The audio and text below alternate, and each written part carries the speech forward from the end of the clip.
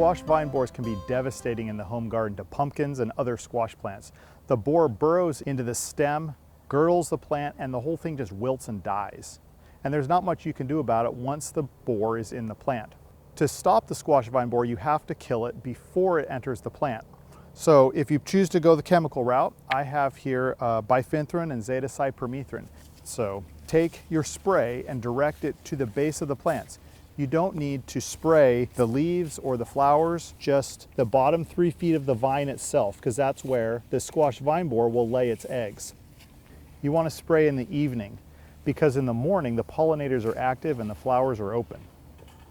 Always make sure you read and follow the label direction, including protective clothing. This particular chemical says I need to wear gloves and a long sleeve shirt and long pants. And you want to repeat the spray every week while the squash vine borers are active.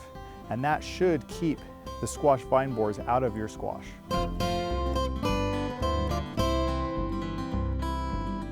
Thanks for watching. We have other quick tips. Just subscribe below.